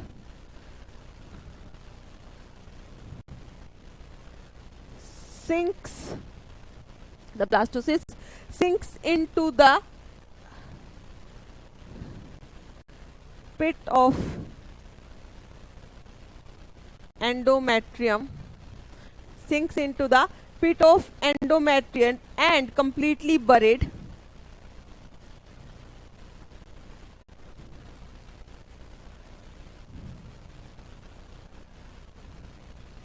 and it is completely buried. अब ये पूरा का पूरा क्या हो गया, उसके अंदर अच्छे से छिप जाता है, और इस स्टेज को ही कहा जाता है कि भाई इम्प्लांटेशन हो चुकी है एंड वुमेन इज प्रेग्नेंट।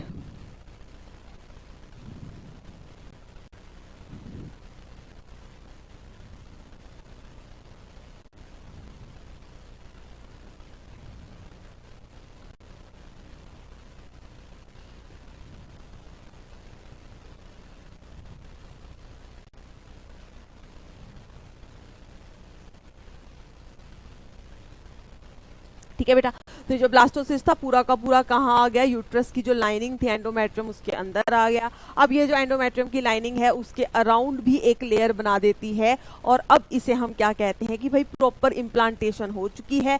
जो HCG है वो रिलीज होना शुरू हो जाएगा, जो कि यूरिन के अंदर टेस्ट के थ्रू पता लगाया जा सकता है। और अब हम कहेंगे कि women is now pregnant. Women क्या है, it is now, she is now pregnant. इतना बात क्लियर है बेटा, इतनी बात क्लियर हो गई। 7th डे पे आकर अटैच हुआ, धीरे धीरे अंदर जाके पूरा बरी हो गया, उसके अंदर पूरा जो एंडोमेट्रियम की लाइनिंग होती है इसके अराउंड आनी स्टार्ट हो जाती है। ठीक है, आई होप ये सबको आ गया होगा। अब इसके बाद हम करने वाले हैं कि जब ये बरी हो जाता है, ठीक है, तो जो आपके ट्रोफोब्लास्ट की लेयर है, जो इनर सेल मास लेयर है, ये भी साथ साथ में है डिवाइड करना शुरू कर देती है, ये भी अपनी लेयर बनाना शुरू कर देती है। ठीक है, ट्रोफोब्लास्ट जो है, ट्रोफोब्लास्ट बाहर वाली जो लेयर है वो भी डिवाइड होगी, और जो अंदर इनर सेल मास है वो भी डिवाइड होंगे। स्ट्रक्चर ऐसा तो पड़ा नहीं रहेगा। अल्टीमेटली सीधी सी बात है भाई, इसको तो पूरा का पूरा क्या बनाना है, फीटस बनाना है। तो ये यहाँ पे रुकेंगे नहीं, बरी हो चुका, इम्प्लांटेशन हो चुकी है, बट ये सेल्स भी अपना काम खुद किए जा रहे हैं। ट्रोफोब्लास्ट ने डिवाइड करना शुरू कर दिया, ठीक है, और इस जो इनर सेल मास था उसने भी डिवाइड करना शुरू कर दिया। उसने भी क्या किया बेटा, डिवाइड करना शुरू कर दिया। तो अब हम इसके अंदर लिख सकते हैं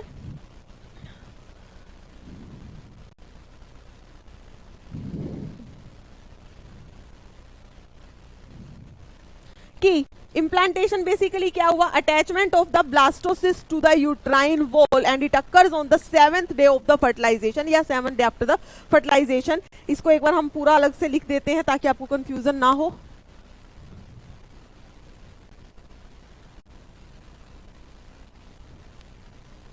So what is implantation? It is the attachment of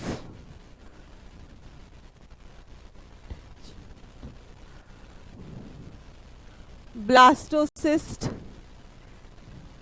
to uterine wall. Attachment of blastocyst to uterine walls occurs on 7th day after fertilization. Occurs on 7th day after fertilization. fertilization के होने के 7th day पर जो है क्या हो जाती है, implantation हो जाती है। ठीक है, अब after about 8 days of fertilization, 8 days of, चलो ये वाला पॉइंट भी यहीं पे लिख देते हैं, ये वाला पॉइंट भी लिख दो बेटा, कि इसके बाद जो है जब जैसे ही इम्प्लांटेशन होती है वैसे ही क्या होता है, यूट्राइन सेल्स जो है after implantation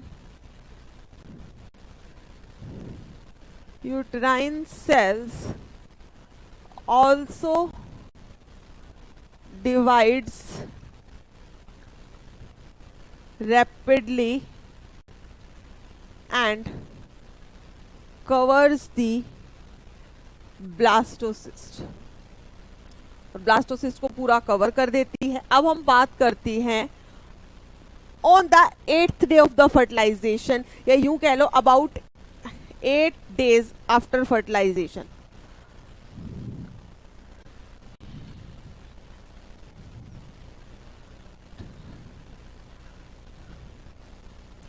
about 8 days after fertilisation means वो पीरियड जब जो ब्लास्टोसिस्ट है पूरा का पूरा सिंक कर गया है किसमें, यूट्राइन वॉल में, ठीक है। So after about 8 days after the fertilization जो ट्रोफोब्लास्ट है इट डिवाइड्स इनटू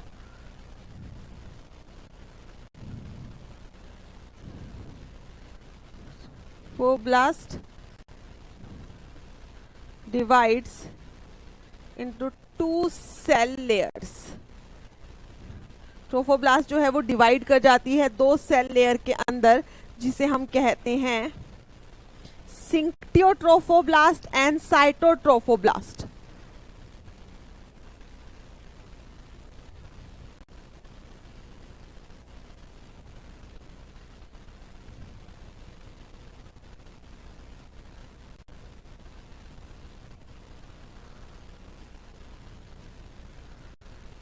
ठीक है बेटा, तो 2 सेल लेयर के अंदर डिवाइड कर जाती है syncytiotrophoblast and the cytotrophoblast, syncytio and the cytotrophoblast, ठीक है।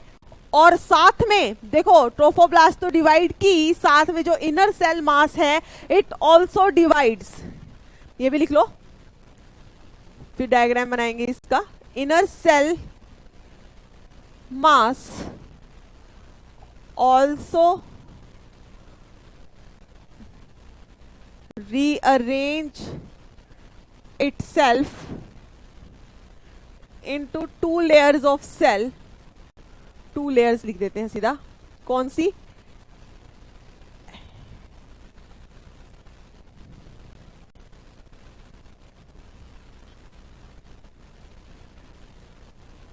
hypoblast and epiblast, hypoblast and epiblast.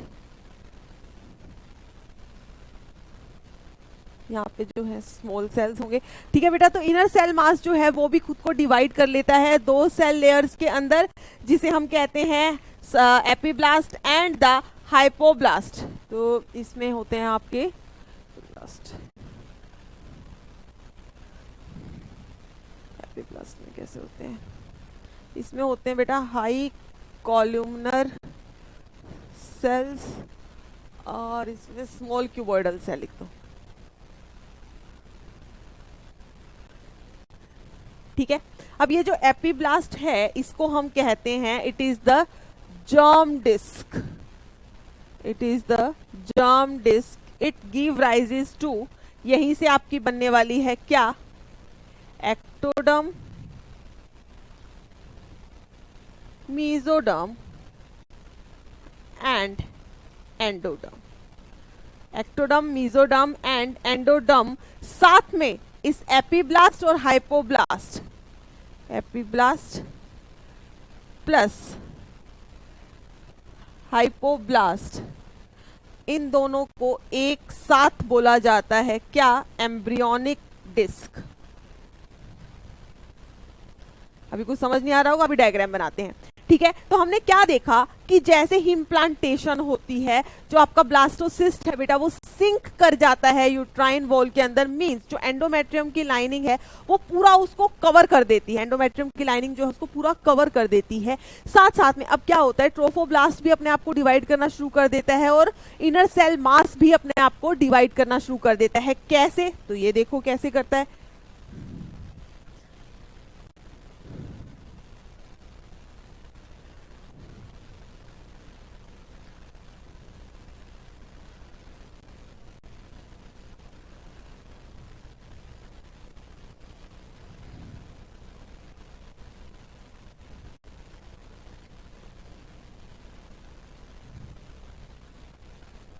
ये पूरा सिंक हुआ है, मींस क्या हुआ, अब ये जो आपकी एंडोमेट्रियम थी इसने इसको पूरा जो है कवर कर दिया, एंडोमेट्रियम ने इसको कवर कर दिया। अब ये कहाँ है, यूट्राइन वॉल के बिल्कुल अंदर है, ऐसे डूबा हुआ है अंदर, सिंक हो गया है, ठीक है। अब देखो ये वाली लेयर क्या थी बेटा, दिस इज ट्रोफोब्लास्ट, बट अब इस ट्रोफोब्लास्ट ने क्या किया, इसने डिवाइड किया और ये 2 पार्ट में डिवाइड हो गई, that is syncytioblast and cytotrophoblast.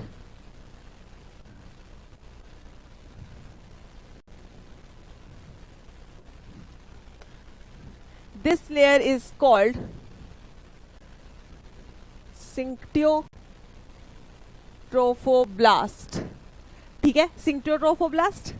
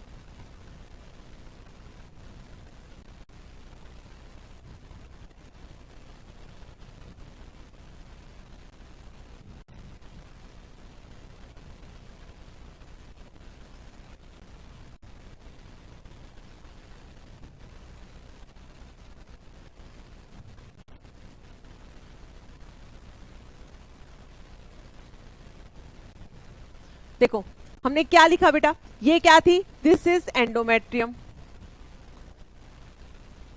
अब इस एंडोमेट्रियम ने फुली कवर कर लिया है ब्लास्टोसिस्ट को। ब्लास्टोसिस्ट ने खुद को अरेंज करना शुरू कर दिया। कैसे? जो बाहर की ट्रोफोब्लास्ट की लेयर थी, वो जहां पर जिस साइड पर ये ट्रोफोब्लास्ट अटैच है एंडोमेट्रियम में, उस साइड पर ये ट्रोफोब्लास्ट दो सेल लेयर में डिवाइड कर गई। क्या? एक तो ये सिंक्टियोट्रोफोब्लास्ट जो मेटरनल जो मायोमेट्रियम है उसके अंदर ऐसे इसने पूरा अपना एक वो जाल सा बना लिया है, विलाई टाइप स्ट्रक्चर बना लिया है, ठीक है, ताकि ये वहां से क्या ले सके, न्यूट्रिशन ले सके, ठीक है। अब जो अंदर वाली सेल लेयर बच गई है उसे कहते हैं साइटोट्रोफोब्लास्ट, दो हो गई।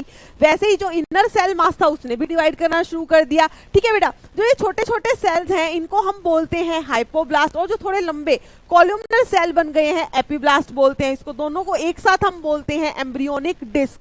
दोनों को एक साथ क्या बोलेंगे? एम्ब्रियोनिक डिस्क बोलेंगे। और मैंने अभी आपको पीछे लिखवा दिया था कि जो एपिब्लास्ट है, ये जो एपिब्लास्ट है इसको हम क्या बोल देते हैं? जर्म डिस्क भी कहते हैं, क्योंकि यहाँ से एक्टोडर्म, एंडोडर्म और मेसोडर्म बनेगी। और ये एक्टोडर्म, मेसोडर्म और एंडोडर्म ही तो अल्टीमेटली क्या बनाएगी? सारे ऑर्गन्स बनाएंगी, मींस पूरा का पूरा फीटस बनाएगी। तो अगर आपसे कोई पूछे कि हाइपोब्लास्ट और एपिब्लास्ट में से भी जो है एम्ब्रियो फीटस किससे बनेगा, तो आप बोलेंगे एपिब्लास्ट से बनेगा। जैसे हमने बोला था कि जब ब्लास्टोसिस्ट बनता है तो ट्रोफोब्लास्ट का काम क्या होता है बेटा? एचसीजी बनाना, ठीक है, साथ में उसका क्या करवाना? उसके साथ इम्प्लांटेशन करवाना। ये सब काम किसका था? बाहर वाली आपके ट्रोफोब्लास्ट का था। और जो अंदर इनर सेल मास था उसको हमने कहा इट गिव राइज टू, या it differentiate into the foetus, वो डिफरेंशिएट होता है फीटस में। बट अब उसका भी मैंने अच्छे से आपको बता दिया कि उनमें से भी कौन सा पार्ट डिफरेंशिएट करता है। जो आपका इनर सेल मास है वो फिर से डिवाइड करता है किसके अंदर? एपिब्लास्ट और हाइपोब्लास्ट में। उसमें से जो एपिब्लास्ट है, जो ये लंबे कॉलमनर सेल्स हैं, ये बेसिकली क्या बनाते हैं? Germ layer. जर्म लेयर से अल्टीमेटली सारा का सारा पूरा का पूरा फीटस बनेगा। क्लियर है इतनी बात? ठीक है। अब एक चीज और, कई जगह आपको, चलो वो रहने दो, सेल्स ऑफ रोबर होते हैं बट वो रहने दो, ठीक है। अभी आपको इतनी बात याद रखनी है। आई होप ये सबको क्लियर हो गया होगा बेटा बहुत अच्छे से, इसमें कोई कंफ्यूजन किसी को नहीं होनी चाहिए, ठीक है। अब इसके बाद ही हम करने वाले हैं कि आखिर जो हमारा वो होती है, जो ये अपनी आपकी है ना, जो एपिब्लास्ट है, ये जो है डिवाइड करना शुरू कर देती है। यहाँ पर आपका प्राइमरी योक सैक बनेगा, ठीक है। जो एम्ब्रियोनिक लेयर्स हैं वो बनेगी। फिर आपसे क्वेश्चन पूछा जाता है कि जो एमनियोन है वो किससे बनी है, ठीक है, या कोरियोन जो है वो किससे बनी है। तो ये सब हम करेंगे नेक्स्ट लेक्चर में। अभी आपके लिए बहुत ज्यादा हो जाएगा अगर मैंने इससे आगे आपको करवाया कि एपिब्लास्ट भी कैसे डिवाइड करेगी। अब हम इसको नेक्स्ट लेक्चर में करेंगे। बट आपको ये बात याद रखनी है कि अब आप सोचो कि ये सब कुछ बुक में नहीं दिया हुआ, ना होने से कुछ नहीं होता। जब आपकी बात आ गई क्लीवेज और इम्प्लांटेशन, तो इतनी चीज आपको पता होनी चाहिए for your exam part point of view, ठीक है। नीट में आपसे हमेशा पूछ लिया जाता है कि कोरियोन किससे बनी है, एमनियोन किससे बनी है, ठीक है, पूरा इनर सेल मास का फंक्शन क्या है, ट्रोफोब्लास्ट का फंक्शन क्या है। तो बेटा ये चीज आपको कब माइंड में कब रहेगी? कितना रट्टा मारोगे, थोड़ा सा अगर इसको चीज को समझ लोगे तो वो चीज माइंड में रखना बहुत इजी हो जाता है, ठीक है। तो इस लेक्चर को आप थोड़ा सा दोबारा से देखना, ठीक है। अगर समझ ना आए तो एक बार फिर से कोशिश करनी है, क्योंकि बहुत इंपॉर्टेंट पार्ट है और बच्चों को समझ नहीं आता है। बेटा इसमें एक पॉइंट रह गया कि जो आपका ज़ोना पेलुसिडा है, इसका काम है क्या बेसिकली। मैंने आपको बताया था ना, ज़ोना पेलुसिडा हमेशा रहती है, फिर कहीं जाके जो है इसका बाद में जो है वो होती है, इसका लाइसिस होता है। तो ये इतने टाइम तक क्यों रहती है? ज़ोना पेलुसिडा जो है भाई पहले ही टूट जाती, इतने टाइम तक क्यों बैठी है ये? तो ज़ोना पेलुसिडा का काम होता है, ये डायरेक्शन देता है ब्लास्टोसिस्ट को, ठीक है। ये ब्लास्टोसिस्ट, देखो ब्लास्टोसिस्ट कहीं पर भी अटैच हो सकता है। अगर ज़ोना पेलुसिडा ना हो तो ये कहीं पे भी अटैच हो जाएगा। तो ज़ोना पेलुसिडा इसको एक डेफिनेट डायरेक्शन देते हैं कि भाई तुम्हें यहीं अटैच होना है, इस यूट्रस वॉल पे, इस जगह पे। इंटरनल ओस, अगर आपको याद हो जब हमने वो किया था सर्विक्स की, मैंने आपको लेयर बताई थी, तो ऊपर वाली जो, जैसे ये बताया था ना मैंने आपको, ध्यान याद करो, ये बेटा यूट्रस था, ये सर्विक्स थी, यहाँ एक ओपनिंग, यहाँ एक ओपनिंग, तो इसे कहते थे हम इंटरनल ओस, ठीक है। और इसे कहते थे एक्सटर्नल ओस। याद आ रहा है? सर्विक्स है ना ये दिस इज सर्विक्स, ठीक है। तो ज़ोना पेलुसिडा जो है ये वो रेगुलेट करती है, ये इंश्योर करती है कि जो ये है आपकी, दिस इज एंडोमेट्रियम, कि जो आपका वो आए, ब्लास्टोसिस्ट आए, वो यहीं पर अटैच हो, इस इंटरनल ओस के पास ही अटैच हो, और ये इसकी प्रॉपर पोजीशन होती है इम्प्लांटेशन की। तो ये किसका काम होता है? ज़ोना पेलुसिडा का काम होता है। किसका काम है बेटा? ज़ोना पेलुसिडा को। आई होप ये सबको क्लियर होगा। तो ज़ोना पेलुसिडा का हम एक पॉइंट में लिख सकते हैं कि इट एंश्योर्स या the proper site for the implantation of blastocyst, ठीक है। तो ज़ोना पेलुसिडा का काम क्या है?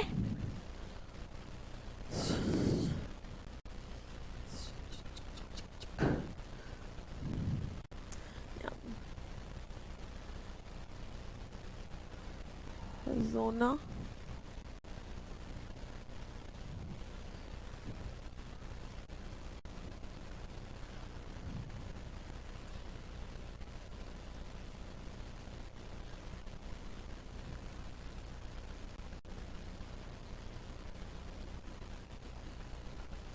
prevents the implantation of blastocyst at abnormal site, ठीक है। तो ये आप याद रखेंगे।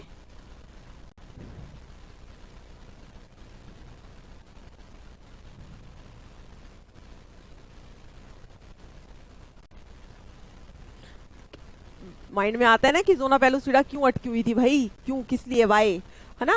तो ये था इसका काम, ठीक है। तो आई होप ये सबको क्लियर होगा। एक बार हम बुक में देखते हैं आपकी बुक में क्या दिया हुआ है। पहले तो इस डायग्राम को देखेंगे। सबसे पहले हमें क्या बताया, देखो ये ओवरी थी, ओवरी से क्या हुआ, एग रिलीज हुआ, सेकेंडरी oocyte बेसिकली। यहाँ पर ये कौन सा रीजन होता है बेटा? एम्प्यूला। ये कौन सा रीजन है? This is ampulla. यहाँ पर क्या हुई है? फर्टिलाइजेशन हुई है। जैसे ही फर्टिलाइजेशन हुई क्या हुआ? ये 2 सेल स्टेज है, then this is the 4 cell stage. उसके बाद ये बना यहाँ पे मोरूला। देखो मोरूला यहाँ है, बस फेलोपियन ट्यूब से अंदर आने ही वाला है। तो जब भी 16 सेल स्टेज आई है, वैसे ही ये कहाँ आ गया? यूट्रस में आ गया मोरूला, मतलब मलबरी लाइक। अब ये कैसा बन गया है? This is blastocyst. अब इस ब्लास्टोसिस्ट का इम्प्लांटेशन हो रहा है। ब्लास्टोसिस्ट का क्या हुआ? इम्प्लांटेशन, मतलब कि एंडोमेट्रियम से ये क्या हुआ? अटैच हो गया, ठीक है। This is blastocyst. Outer cell layer को हम ट्रोफोब्लास्ट या ट्रोफोएक्टोडर्म कहते हैं। This is inner cell mass, और कैविटी को हम ब्लास्टोसील कहते हैं। ये बन गया है। इसके बाद मैंने आपको बताया था कि देखो इसमें एक पॉइंट, ये पढ़ो, अब ये पढ़ो। The mitotic division start as the zygote moves through the isthmus of the oviduct. Ampulla के बाद isthmus ही आता है ना, तो आपको याद रखना है। It moves through the isthmus of the oviduct called cleavage toward the uterus and forms 2, 4, 8, 6 daughter cells, जिनको हम ब्लास्टोमियर कहते हैं। The embryo with 8 to 16 blastomere is called morula। उसको हम क्या कहते हैं? morula। The morula continues to divide and transform into the blastocyst as it moves further into the uterus. The blastomeres in the blastocyst are arranged into the outer layer, जिसको कहते हैं trophoblast या trophoectoderm, and the inner group of cells which are attached to the trophoblast, that is the inner cell mass, ठीक है। Now the trophoblast layer then get attached to the endometrium and the inner cell mass get differentiated into the embryo. After attachment, जैसे attachment होती है, uterine cells जो है they divide rapidly, uterine cell divide rapidly and cover the blastocyst. As a result the blastocyst become embedded in the endometrium of the uterus. This is called as the implantation and it leads to pregnancy. ठीक है, and it leads to pregnancy जो हमने यहाँ पर दिखाया था अभी. कहाँ गया? ये रहा. ठीक है, जो ये एंडोमेट्रियम सेल है, यूट्राइन वॉल जो है, इट डिवाइड्स रैपिडली. आप इसे यहाँ पे लिख भी सकते हैं, divides rapidly and covers the blastocyst and it covers the blastocyst. और साथ में हमने आपको बताया कि जो ये आपकी ट्रोफोब्लास्ट थी ये भी डिवाइड होती है, दो सेल लेयर्स बन जाती है. वन इज द सिंक्टियोट्रोफोब्लास्ट, ठीक है, और दूसरी वाली लेयर को हम क्या कहते हैं? साइटोट्रोफोब्लास्ट. इनर सेल मास भी खुद को डिवाइड करना शुरू कर देता है. अंदर वाले जो स्मॉल क्यूबॉइडल सेल है उसे बोलते हैं हाइपोब्लास्ट. जो लंबे लंबे सेल्स हैं इनको बोलेंगे एपीब्लास्ट. एपीब्लास्ट जो है अल्टीमेटली इसको हम कहते हैं जर्म डिस्क, और इससे क्या बनता है? आपका एक्टोडर्म, एंडोडर्म, मेसोडर्म ये सब बनेगा. अल्टीमेटली इससे फीटस बनेगा. और पूरा इन दोनों हाइपोब्लास्ट और एपीब्लास्ट को एक साथ बोला जाता है एम्ब्रियोनिक डिस्क. क्या बोला जाता है? Embryonic disc. इसके बाद आएगा बेटा हमारा गैस्ट्रुलेशन. याद आ रहा है? इम्प्लांटेशन के बाद क्या था? Gastrulation. When this blastocyst converts into the gastrula, means divides into the three germ layer. तो कल हम करने वाले हैं कि इसके जो ये एपीब्लास्ट और हाइपोब्लास्ट है ये कैसे अरेंज होते हैं, कैसे इनसे बनती है आपकी 3 जर्म लेयर. ठीक है, जो आपका कोरियोन है वो कहाँ बनता है, एमनियोन है जो वो कैसे बनता है, कौन सी लेयर्स हैं, यॉक सैक कहाँ पर है. ठीक है, ये सब करेंगे. उसके बाद हम करेंगे प्लेसेंटा. फिर हम क्या करेंगे? प्लेसेंटा की जो ये ट्रोफोब्लास्ट है, देखो इसने क्या बना दिया था? सिंक्टियोट्रोफोब्लास्ट तो बना दिया था. अल्टीमेटली यही क्या करता है? बिल्लाई बनाता है जो एक पूरा कनेक्शन बना देती है मैटरनल ब्लड के साथ, जिसे हम क्या कहते हैं? प्लेसेंटा. ठीक है, वो सब बेटा हम कल करेंगे. और आपके लिए है यहाँ पर होमवर्क. ठीक है, आज थोड़े ही क्वेश्चंस हैं, दिस एंड दिस. ठीक है, सो ये आपका होमवर्क हम कल डिस्कस करेंगे. आपका काम सिर्फ इतना है, लेक्चर को अच्छे से देखिए, अच्छे से नोट्स बनाइए. ठीक है, एक एक चीज को बहुत ध्यान से करना है. मैंने बहुत ज्यादा आराम से कराया, पूरा आपको टाइम दिया है कि आप एक एक चीज को यहाँ पर लिख लें, नोट्स बना लें, क्योंकि बुक में इतना क्लियर नहीं दिया और क्वेश्चंस पूछे जाते हैं. ठीक है, तो ये था आपका आज का लेक्चर. तब एंड थैंक यू. अब मिलते हैं हम नेक्स्ट लेक्चर में, तब तक के लिए बाय.